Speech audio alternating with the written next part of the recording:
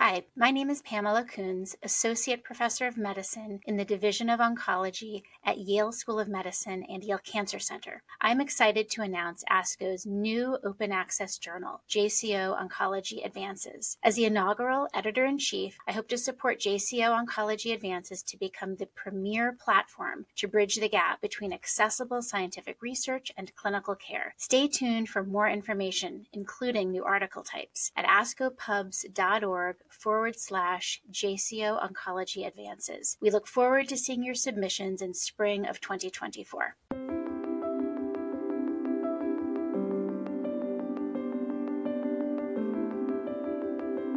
Why Me? A Question of Opportunity by Simon Wein, MD. Why me? A question is an opportunity. It is also an invitation and a revelation. A question by its nature reveals something about the asker. When a patient or family member asks the doctor a question, the challenge for the doctor is to follow up the question diagnostically, then therapeutically, be the therapy medication, or talking. Some questions appear mechanical, such as, will I be able to drive again? While others are more obviously self-reflective, such as, why did I get sick? However, even the most mechanically minded question may be fraught with emotional significance. A recent Art of Oncology poem entitled Questions for the Oncologist listed a litany of questions the doctor encouraged his patient to ask. All except one. But please, don't ask me that one thing. Don't ask, why me? You wouldn't like the answer. I don't. Later, the doctor poet provided the answer. Bad luck is a second-rate explanation, I know.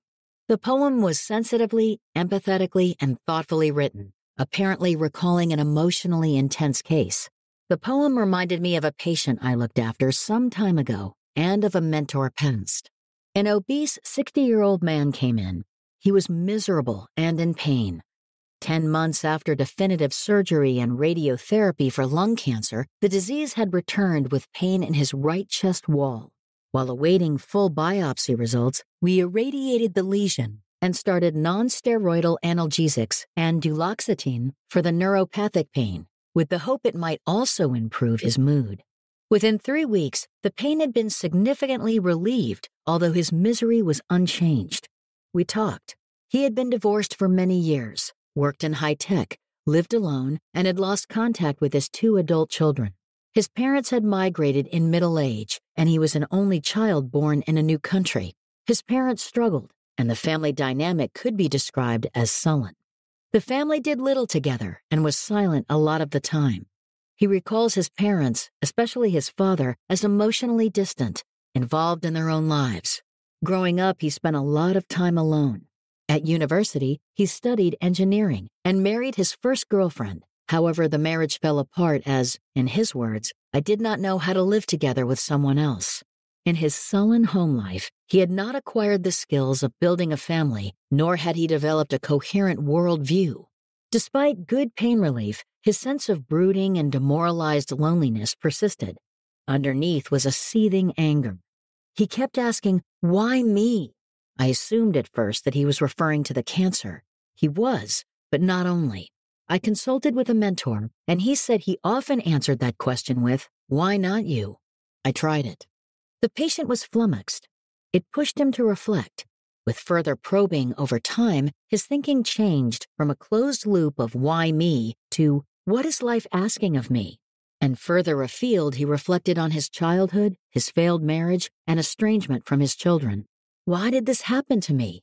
He shook off some of his depressed mood as he began to piece together his life's trajectory. In an insightful moment of acceptance, he noted, indeed, why not me? What makes me special that I should not have the disease? Sadly, there was no fairy tale ending. He died alone.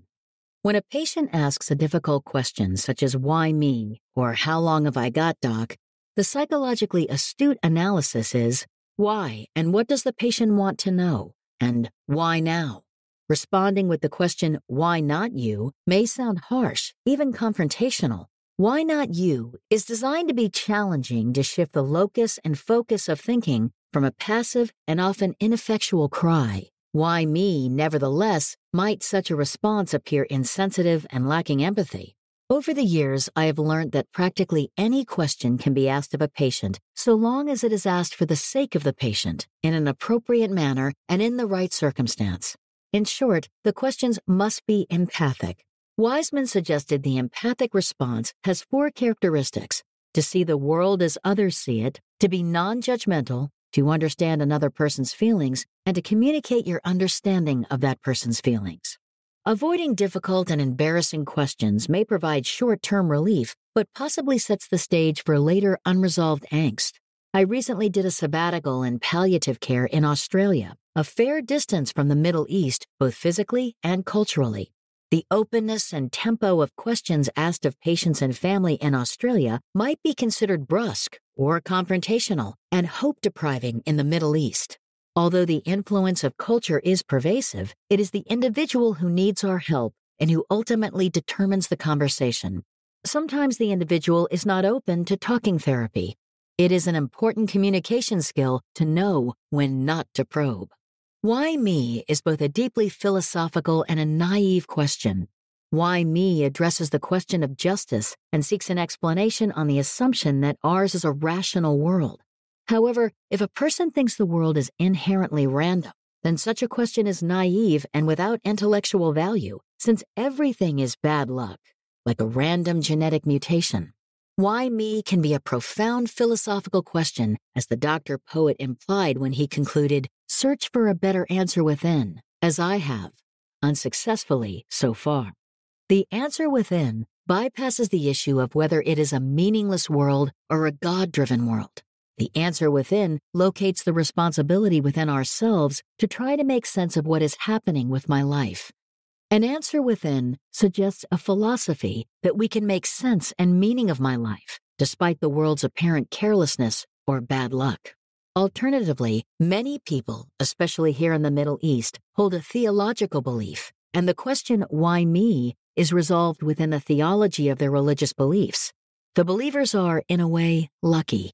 Patients who ask the existential question, why me, can be challenged to reflect on themselves.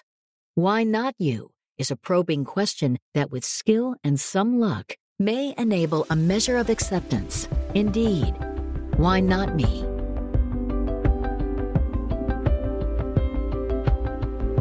Hello and welcome to JCO's Cancer Stories, The Art of Oncology, which features essays and personal reflections from authors exploring their experience in the field of oncology. I'm your host, Dr. Lidia Schapira, Associate Editor for Art of Oncology and a Professor of Medicine at Stanford University. Today we're joined by Dr. Simon Wein, Head of Palliative Care Service at the Davidoff Cancer Centre in Petah Tikva in Israel. In this episode, we will be discussing his Art of Oncology article, Why Me? A Question of Opportunity. At the time of this recording, our guest has no disclosures. Simon, welcome to our podcast and thank you for joining us. Thank you very much, Lydia. It's a pleasure to be speaking with you. It is our pleasure as well. I'd like to start this conversation by asking our contributing authors to tell us what they're currently reading, or if they have a book they've just read they want to recommend to colleagues and listeners. So I recently picked up and reread The Count of Monte Cristo by Alexandre Dumas. I don't know if you've read it. It's a very long production, because in those days they used to have a weekly chapter, or weekly several chapters, and they didn't have WhatsApp and television and cinemas. And it's very long, but it's a wonderful read. I enjoyed it very much. The other book I'm reading now, more slowly, is The Nature of Natural History by Morstan Bates. He is an American zoologist, and it's a wonderful read about his overall view of life, animals and plants, and I'm enjoying it very much. I have a great interest in gardening, and I think his views are very interesting. That's wonderful. So let's turn now to your essay, Why Me?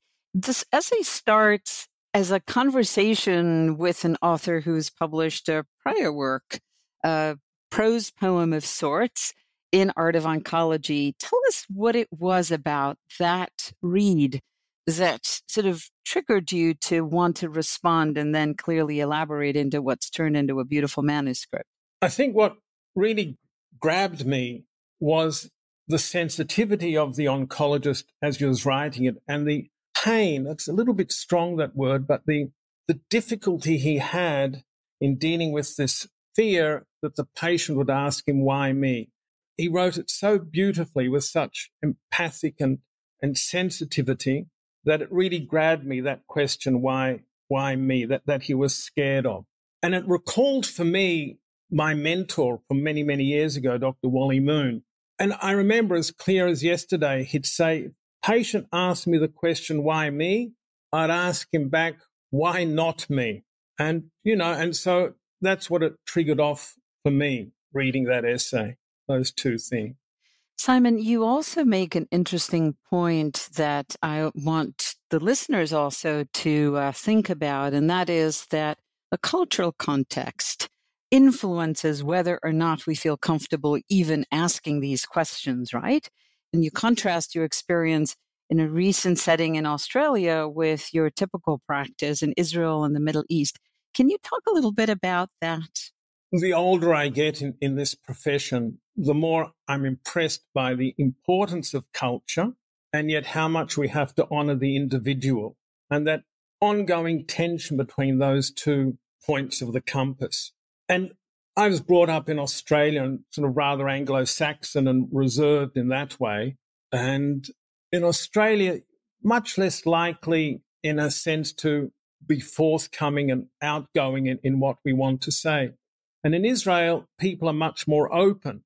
And yet when we come to the consulting room in Israel, as in other parts of the Middle East, and indeed in Eastern Europe, a lot of the literature has demonstrated that we don't want to tell the truth straight out directly. And in Australia, on the other hand, even though it's a reserved society, people are straight out. In the consulting room, bang, they'll say, this is a prognosis and this is what it is. So I've developed this model for my own thinking, is that in the West, the individual is the final moral arbiter of deciding ethical behavior. Whereas in the Middle East, it's more the family, or in a broader context, the culture. And so in Israel, you're much more likely to speak with the family, involve the family, or they'll come in and ask you, not to say this to grandma. And you have to make up your mind where the individual stands and where the cultural family influence. But from my point of view, I still think that the individual has to be honored and respected ultimately in the final decision. Simon, I want to also ask a little bit about your style and your communication style with patients. You are so clear in your descriptions to address not only physical pain, but emotional pain and suffering and misery, as you call it. How do you sit with a patient and try to draw them out in a way that is empathetic and respectful, but also to help them understand that you actually care? I'll take you back to another mentor I had. That was Bill Breitbart at Memorial. I did a 2-year fellowship in psychiatry, psycho-oncology there many years ago. As I said, I came from Australia. I was rather green in psychological terms. And I used to do rounds with Bill. And I remember this one patient I had with Bill, and it was a middle-aged man. He was a working blue-collar man. And Bill went up to him. We were asked to see him for depression. And Bill went up to him and started talking with him. And within 30 seconds, he'd started asking about the tattoos on his arms. And I thought, wow, that's fairly personal to get into that. You only just met the bloke and you're already talking about that. And of course, from that I learned, and with other experiences, that you can ask any patient any question so long as 3 conditions are fulfilled. And this is what I teach to the residents. The first condition is that it has to be at the right time. Sometimes you have to ask the patient privately, and you ask the patient, the family, then to leave. It has to be the right. You can't ask questions like this in the corridor. So the timing has to be right.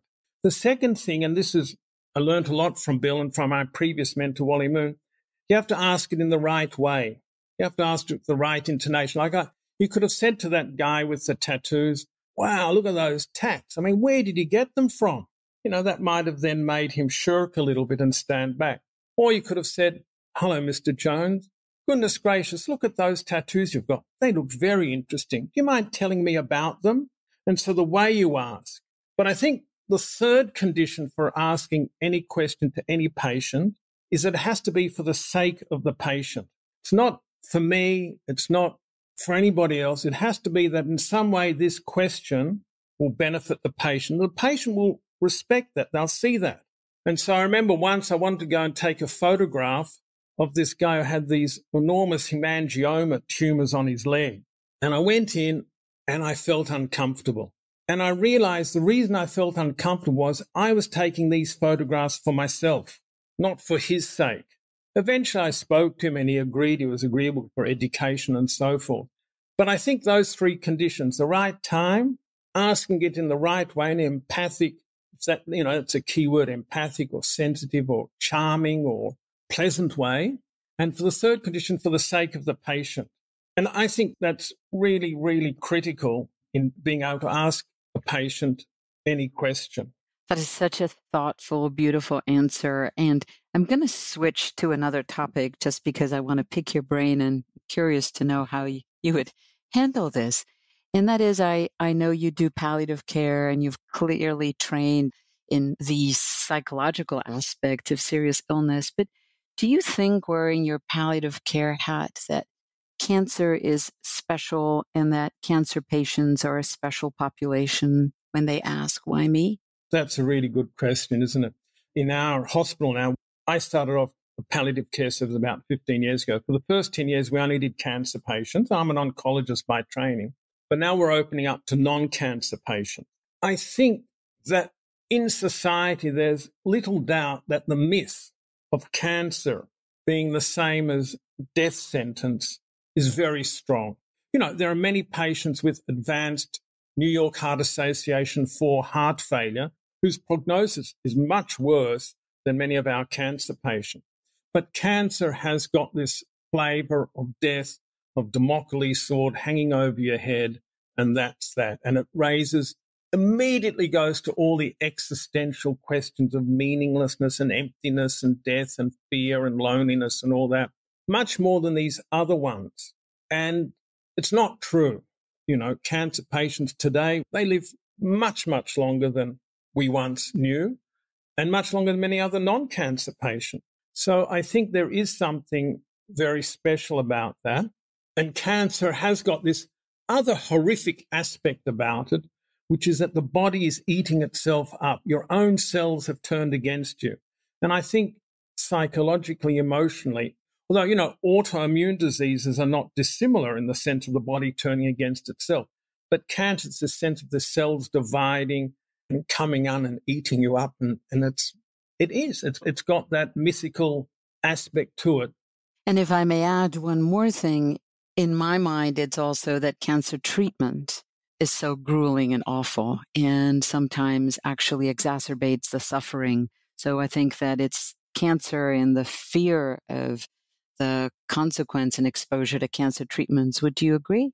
A lot of our patients come to us, but they won't say to the oncologist how tough the treatment has been. They don't want to sort of feel weak in front of the oncologist. They don't want to give up on their chance of getting out of the cancer, because if they say that to the oncologist might say, oh, Mrs. Jones, you're not good. Look, maybe we'll take a break from the cancer then. But many of them are absolutely exhausted.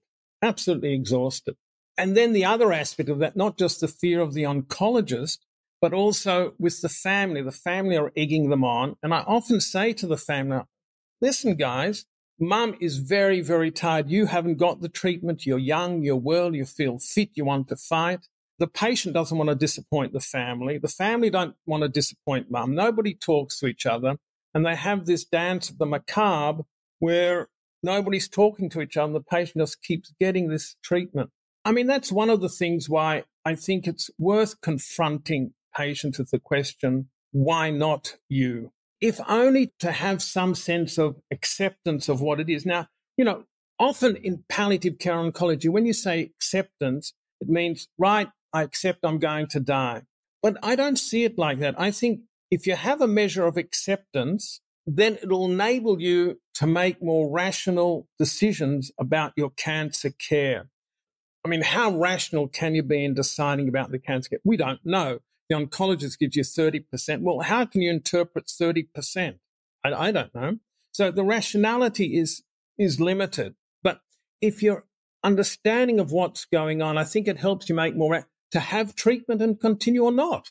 So that's why I think it's a useful thing to try and do that. But some patients don't want to, and I just don't push it. And many's the time that I've said to a patient, you know, this is very bad. You've got cancer. It's spread. And they come back next week. How's my virus going? It's like, it'll just pass and that's it. And so you realize that and you just continue on. So my last question to you, Simon, is this: as a oncologist, as a palliative care physician, as an expert in communication and psycho-oncology, what do you say to your oncology colleagues who have trouble responding to the question that patients frequently ask, why me? Lidia, so it's a good question because not often do I get a chance to speak to oncologists in this way. We're often kept out of the room. And when the decisions are made, it's very difficult to backtrack a decision about treatment. Very difficult. One, because you can destroy any trust that the patient will have built up in the system. And two, it's not really collegial then afterwards to go and undermine. And so that's why I write lots of articles on these subjects, Lidia. And I hope that the oncologists will read them, and I hope that they get published. I distribute them at work, and sometimes the young ones will come and say, oh, that's quite good. What we're trying to do, what I think is very, very important, to have the multidisciplinary meeting. We're trying to develop that now. When I was in Australia, Peter Mac, we used to have them. And I think it's by a process of diffusion, by repeating the messages, the philosophy, the idea that ask the patient, get a picture from the patient what's going on. Do they really want it? What's going on? What's important to them in life?